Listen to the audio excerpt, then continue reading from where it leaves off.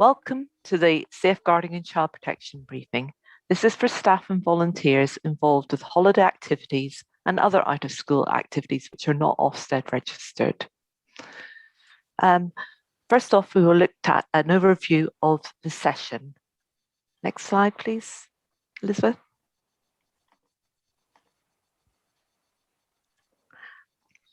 So we will look at the following areas in the course of the briefing. Safeguarding and child protection policies, what is abuse, looking at different categories, signs and symptoms and other issues to consider, what you need in place for effective safeguarding, what the role of the safeguarding lead is, staff induction and keeping staff up to date, how to deal with a disclosure, how to deal with a concern, how to make a referral, looking at staff allegations, whistleblowing and escalation, and confidentiality, which is important to everyone. Next slide, please. Yep. First, we'll look at your settings child protection policies. All organisations who work with children and families need to have a child protection policy. This may also be called a safeguarding policy. This should have a statement making it clear that the setting believes that safeguarding is everyone's business and that all children need to be protected from abuse and neglect. It also needs to cover the setting's responsibilities. These are things like having a trained designated safeguarding lead, all staff and volunteers to be aware of safeguarding child protection concerns, clear procedures so everyone knows what to do and how to refer, and that everyone is involved what concerns they might have about adults working with children and what to do about that. It also needs to cover the definitions of abuse and the possible signs and other safeguarding concerns. Also how to respond to disclosure or a concern and how to record it and refer it.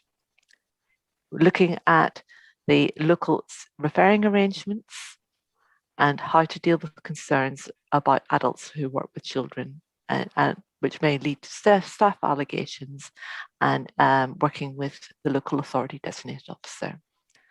It should also contain reference to the staff's code of conduct or behaviour policies, and it should also refer to other policies that refer to contribute to safeguarding, such as use of mobile phones or internet while at the setting. The policy should also link to the setting's complaints policy and whistleblowing policies. These standards have been set up by the Department of Education, National Guidance for Out-of-School Settings called Keeping Children Safe. It is applicable to all activities out of school, from guides to music lessons, sports and play, and any other activities that are not Ofsted registered. Okay, thank you, Evelyn. So we're now going to look at what abuse is. So on this slide, we have a definition from the Government Guidance Working Together to Safeguard Children 2018. And in that guidance, abuse is defined as a form of maltreatment of a child and is any action by another person that causes significant harm to a child. It goes on to say that somebody may abuse or neglect a child by inflicting harm or by failing to act to prevent harm. Harm can include ill treatment that is not physical, as well as the impact of witnessing ill treatment. So this is what abuse is, and this is important for us all to understand if we're going to protect children from it. So we'll just go into a little bit of the terminology that has been used here. So the idea of significant harm was introduced by the 1989 Children Act, and they introduced it as the threshold that justifies compulsory intervention in family life. Now, when we talk about harm, we mean the ill treatment or impairment of health and development. And significant harm can be determined by comparing a child's health and development with what might be reasonably expected of a similar child. In 2002 came the Adoption and Children Act, and they clarified this definition to include impairment suffered from seeing or hearing the ill treatment of another. And this can be particularly relevant in relation to the impact on children of all forms of domestic abuse. So this is what abuse is, and this is what we're trying to protect children from. If you move on to the next slide, please. Okay, so we're going to look at categories of abuse now. So the Children Act also identified 4 categories of child abuse. Now, these obviously existed before, but the Act formalised them, and local authorities were given the duty to investigate significant harm according to these categories. So there's physical, sexual, emotional, and neglect. So physical. So this may involve the sort of more obvious acts such as hitting, shaking, throwing a child, but also things like poisoning, burning, scolding, drowning, or suffocating, or anything else that would cause physical harm to a child. Physical harm may also be caused when a parent or carer fabricates or makes up the symptoms or deliberately induces illness in a child.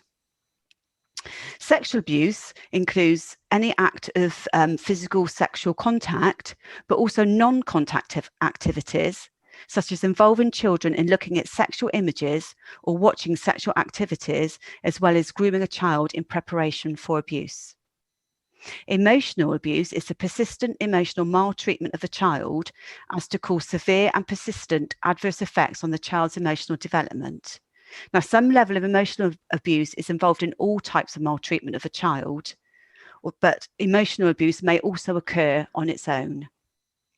And then finally, if we look at neglect, this is the persistent failure to meet a child's basic physical and or psychological needs that is likely to result in the serious impairment of a child's health or development. It may involve failing to provide adequate food, adequate clothing and shelter, failing to protect a child from danger, failing to ensure a child is adequately supervised, or failing to ensure a child receives appropriate medical care or treatment. Thank you. We move on to the next slide, please. Thank you. So if we go on to some of the signs and symptoms, so this slide shows some of the signs and symptoms a child might display when being abused. But this list is by no means exhaustive, and there may well be other signs and symptoms that we haven't listed here. These are just some things to be aware of and things that you need to be alert to, but you might notice different things that make you worried as well. So the key point here is to trust your instincts. If you feel something isn't right for a child, and if you notice anything that gives you cause for concern, then you do need to act on this. It's important that you don't do nothing. And we'll look at what you need to do a little bit later on. So there are also some other issues for you to consider, and we'll take a look at these in turn. So historical abuse. So there may be occasions when a child will disclose abuse which occurred in the past. This information needs to be treated in the same way as a disclosure of current child abuse. And the reason for this is that the abuser may still represent a risk to children now. Okay, then we have domestic abuse. So this is any incident or pattern of incidents of controlling, coercive, threatening behaviour, violence or abuse between those aged 16 or over who either are or have been intimate family partners or family members, and that's regardless of gender or sexuality. As mentioned just now, witnessing or hearing domestic abuse is also a form of child abuse. Then we have FGM, so that's female genital mutilation. And FGM has been a criminal offence in the UK since 1985. In 2003, it also became a criminal offence for UK nationals or permanent residents to take their child abroad to have female genital mutilation. Now, all agencies have a statutory responsibility to safeguard children in terms of preventing girls from FGM and identifying girls who have already survived the procedure. It's important that staff are all aware of what FGM is and the signs to look out for in girls at risk of the practice. So for more information on this, we recommend you go to the Keeping Bristol Safe Partnership website and look at the FGM safeguarding guidance in the honour-based violence section. And their website is the bristolsafeguarding.org website, which is listed at the bottom of this page. Now, being able to identify girls who are at risk needs a really sensitive approach. And the Keeping Bristol Safe Partnership has an FGM referral risk assessment for professionals to consider the risk of girls from FGM.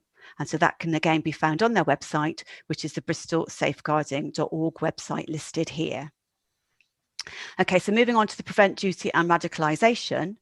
Prevent is part of the government's counter-terrorism strategy, and the aim is to prevent people from developing extremist views of any kind, being radicalised and being drawn into terrorism.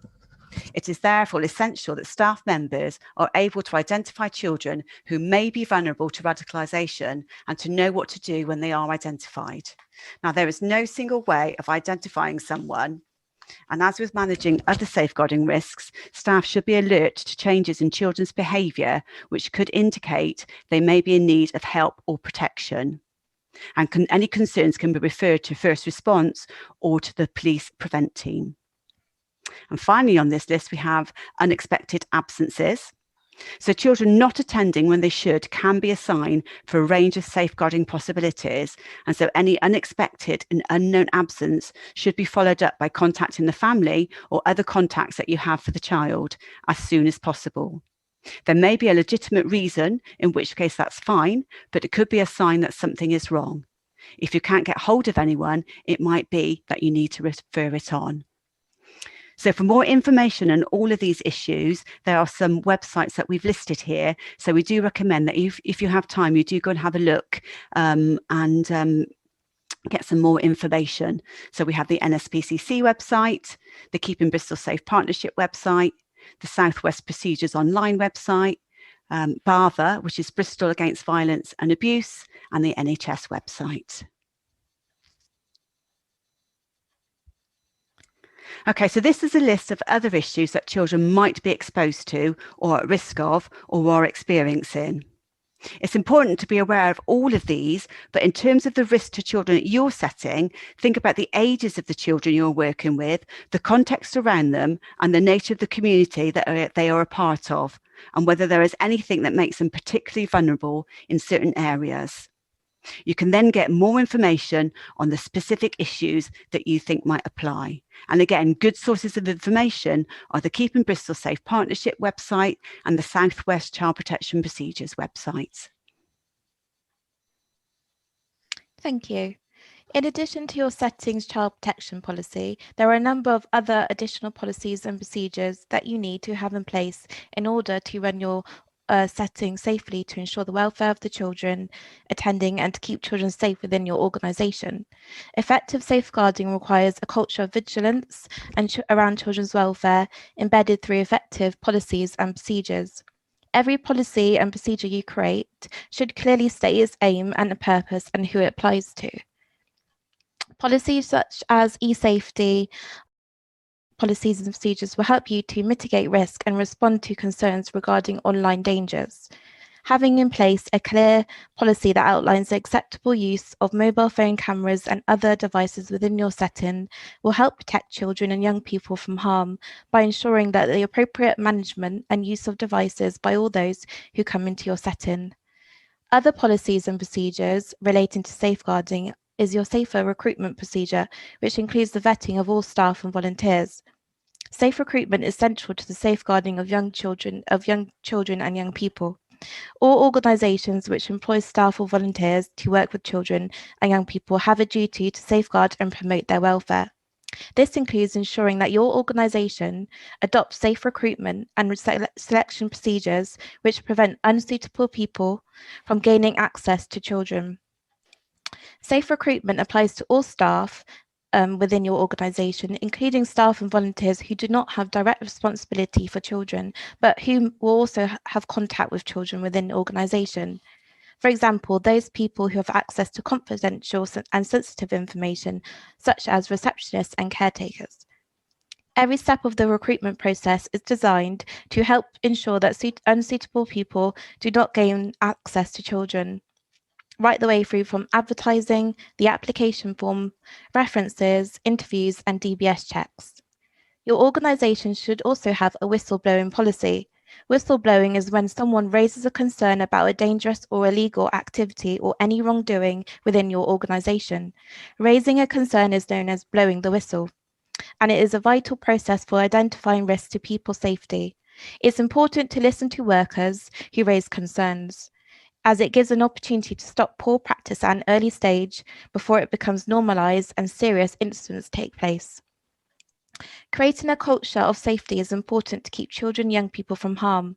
This can be achieved by ensuring that all staff are given robust inductions with safeguarding training, are given regular safeguarding briefings, and have effective supervision and appraisals. All staff and volunteers need to understand that they have a responsibility for safeguarding children and responding to concerns. However, the settings designated safeguarding lead and deputies have specific safeguarding and child protection duties by acting as the first point of contact for all staff and volunteers when they raise a concern about a child or young person. Your organisation should also have a policy and procedure which outlines how you will manage visitors.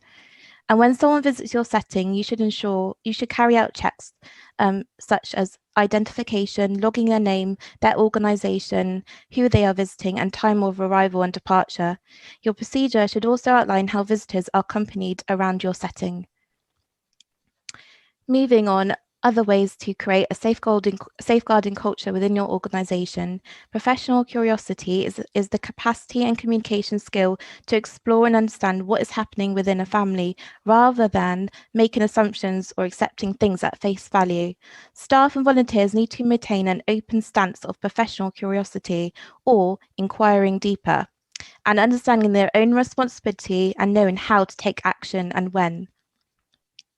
Another way to create a culture of safeguarding is to display safeguarding child protection posters within the setting, which signpost children, young people, and families to safeguarding agencies such as Childline, domestic abuse agencies such as NextLink, and also display posters for staff and volunteers, which will help embed their safeguarding knowledge.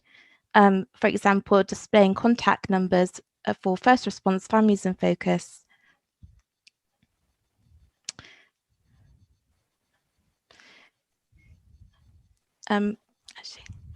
Moving on to the designated safeguarding lead. The designated safeguarding lead,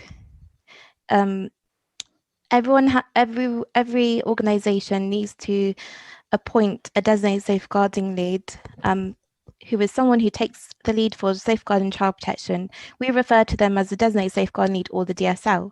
The designated safeguarding lead needs to be contactable at all times, even if they are not on site. Staff still need to be able to contact the designated safeguarding lead, for example, by telephone. Embedding a culture of safety starts at the very top of the organisation. The safeguarding lead will have joint responsibility working alongside the allocated child protection trustee on the management committee or board of trustees to ensure that organisation safeguarding policy and related policies and procedures are followed and kept regularly updated.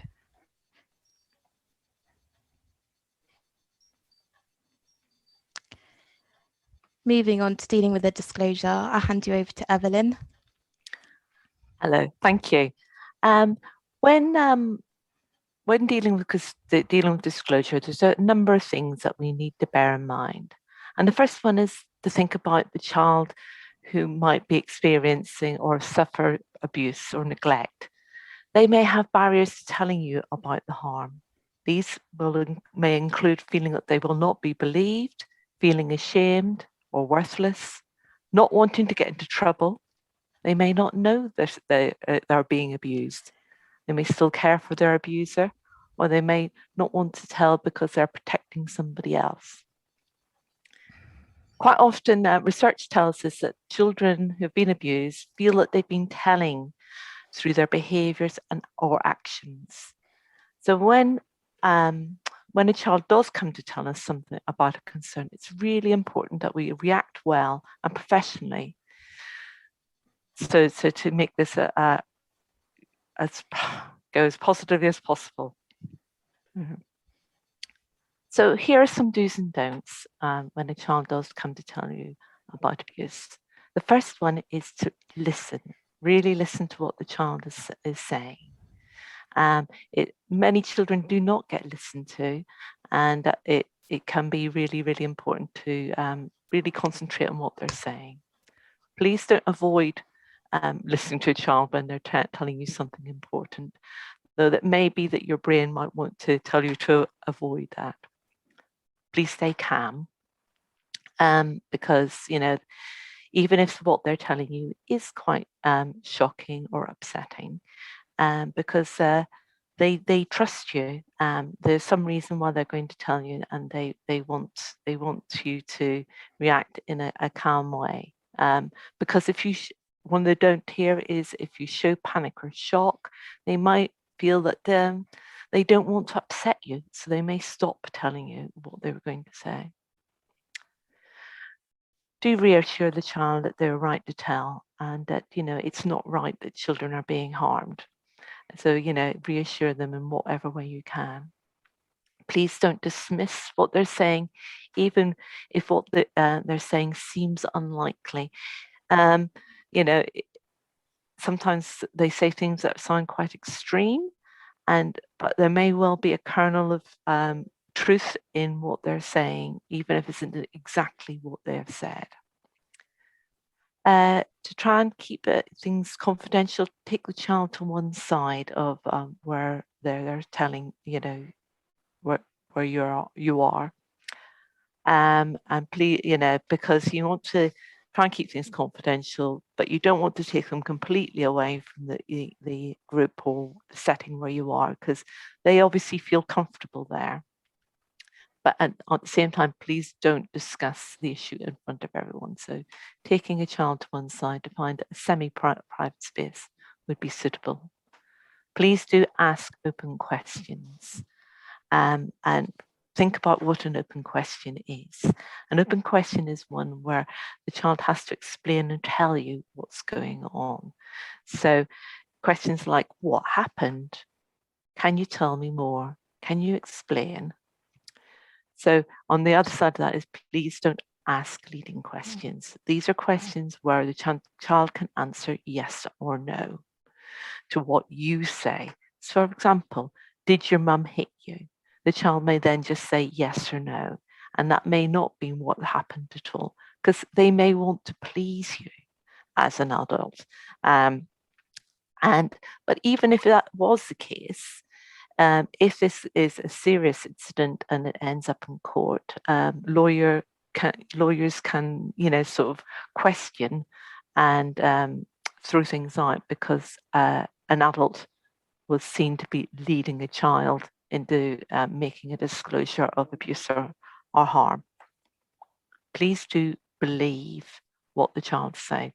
These children have often not been believed, and they've been told that they won't be believed about that they're being abused or neglected. Please don't pressure a child to say more than they're willing to do at that time. Again, this may make them clam up, or again, it might end up in you leading a child to say something that they didn't intend to say. So again, the do to go that one is to go at the child's pace. So a child, you may not tell you everything all at once. They may stop. You may want to give them a break. You may have to say to them that, if they've stopped, you might have to say to them, you can come back to me at any time, or, you can come back to any of the adults here anytime. So you may have to wait with a snippet of information that you're concerned about, but you may not have the picture. Please don't say that you'll keep a secret if a child asks you to keep a secret, because if a child is being harmed, you will have an obligation to pass it on.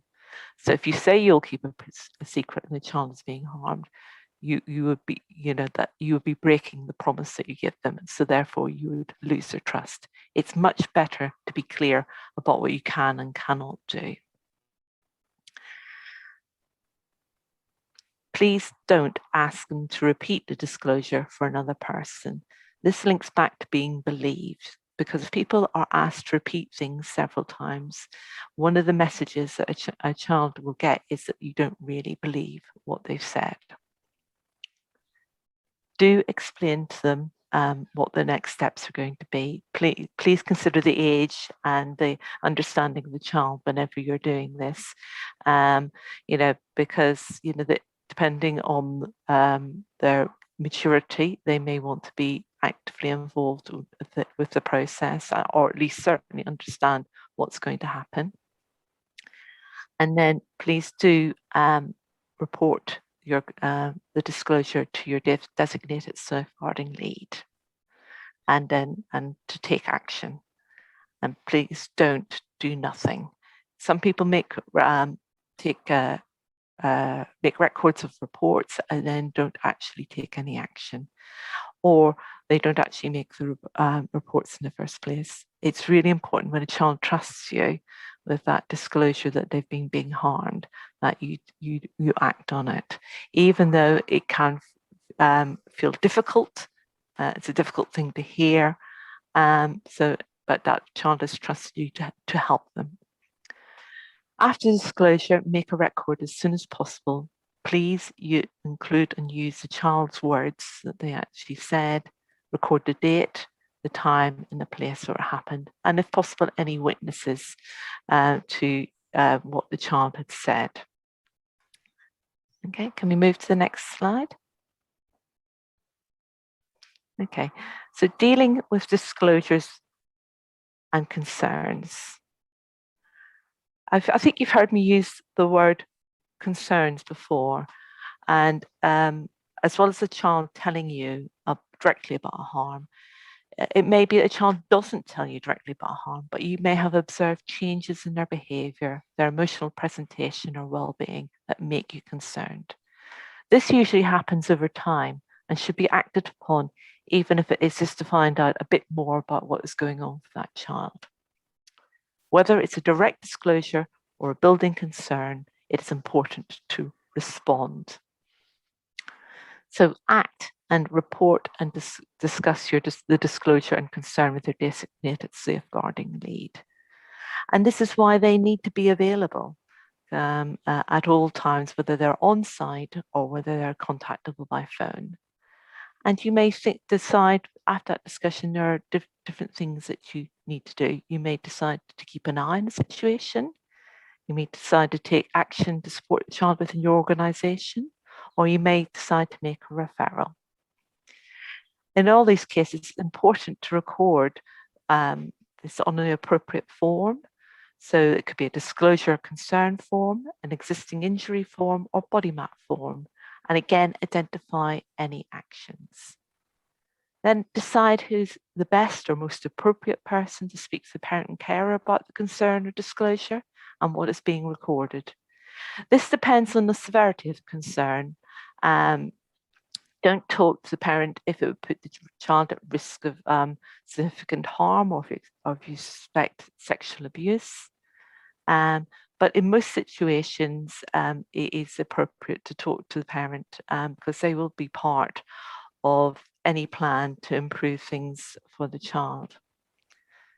After that, please identify and record any further actions, and this could include making a referral. Store records confidentially. That means they need to be secure and with limited access. This needs to be strictly limited. Whether that is in a locked cupboard or whether that is password protected online. Monitor the situation and keep a timeline where there are more than one concern to keep an overview of what's going on for a child. Move on to next slide. So how to make a referral. It's really important that everyone knows how the referring process, both staff and volunteers, even if it is the designated safeguarding lead who makes the referral in your organisation. In Bristol, we contact first response to make referrals. This is to access social care or social worker support from the local authority. It is a triage service, so they will take your call and decide what to do with it. There are a range of responses from first response. They may take immediate action to a social work, and pass the referral to social workers. You may make an online referral to Families in Focus, or they might suggest that your organisation supports the child, or they may say they're going to take no further action because the referral doesn't meet their thresholds for action.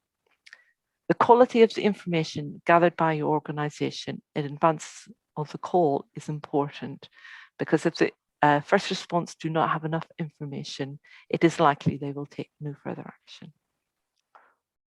You may contact first response using online form or a phone number. Use the online form if you think the Families in Focus case. Families in Focus is an early help service, multi-agency team aimed at providing support for children and families where concerns are complicated, but the harm is not yet at the child at risk of significant harm threshold. This is also where the support of a single service is not enough to make a difference to the child or family.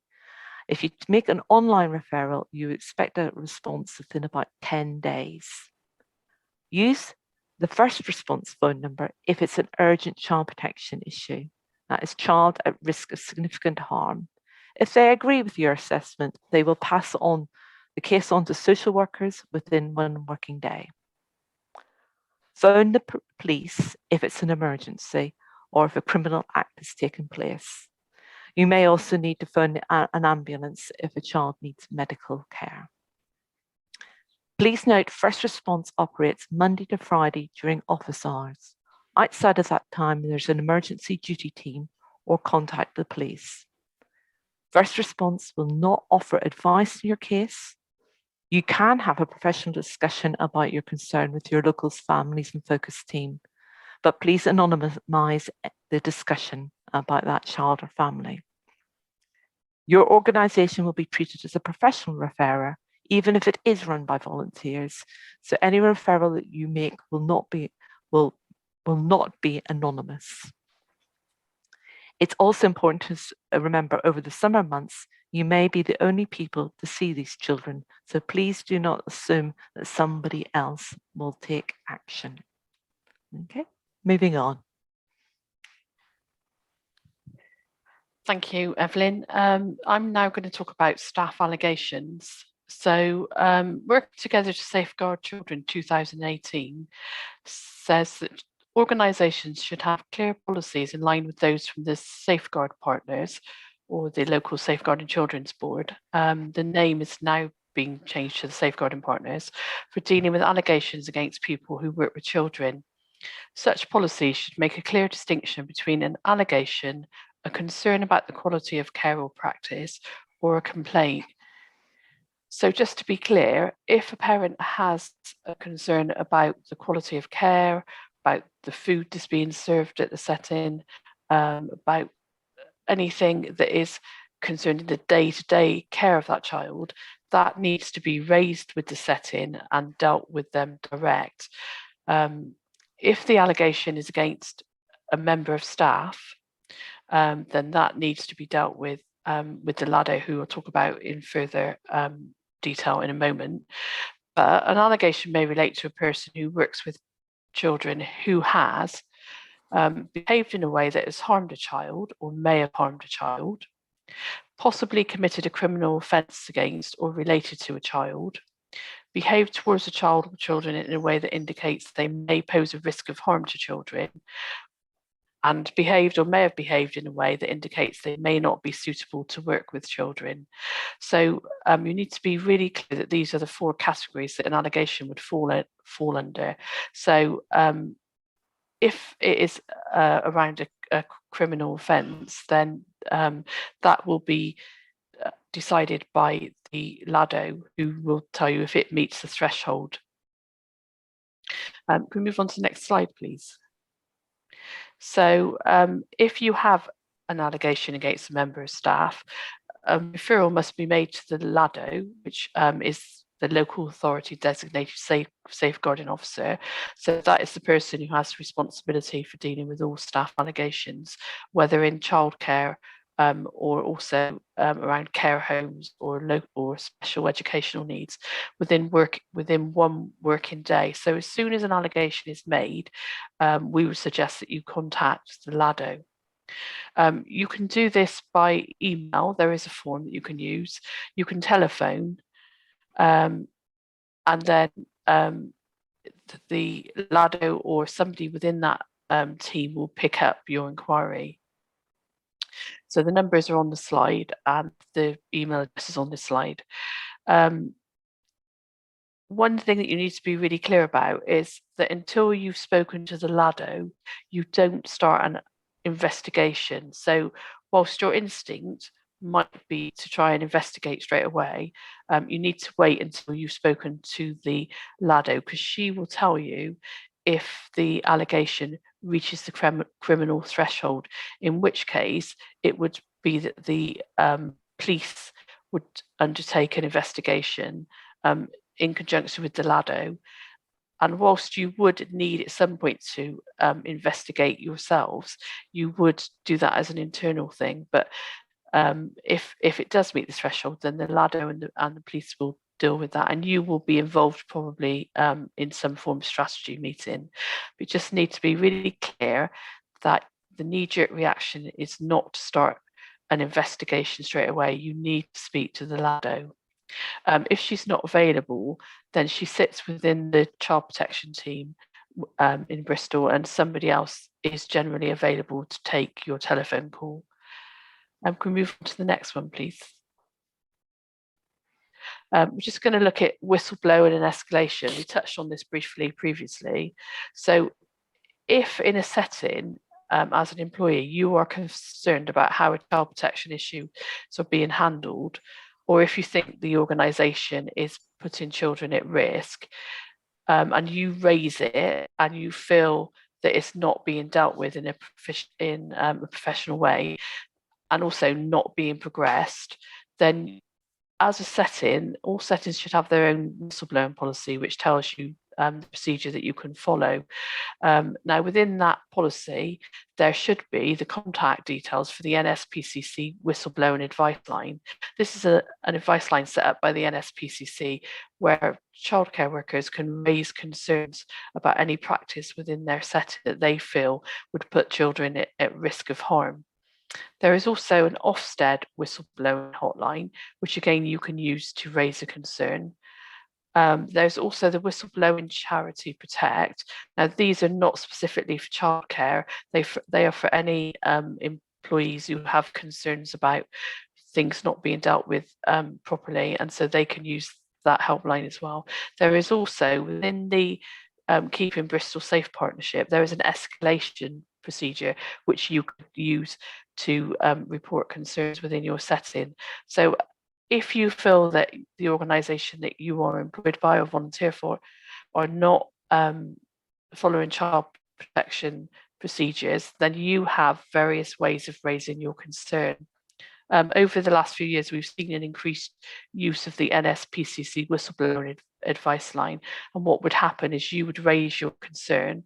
In that case, it can be anonymously, and then they would refer that normally to the LADO or the local authority, who would then raise that concern with the setting. So there are various options for you to raise your concerns. And what we would say is if you are at all concerned about the way that things are dealt with within your setting in terms of safeguarding, then you've tried to raise it with your designated safeguarding lead or the owner, and you feel that it's not being progressed and there is still that issue, then you use one of these whistleblowing lines. And as I said, it's for the newest member of staff down, and also for the volunteers to anyone who's been employed there. Can we move on, please? Just going to touch briefly on confidentiality, which we've mentioned again before. So safeguarding files. So we've talked about safeguarding and making notes, etc. If you've got a concern about a child, then you should raise a safeguarding file for that child within your setting. That's not for every child, it's only for the children that you have safeguarding concerns about.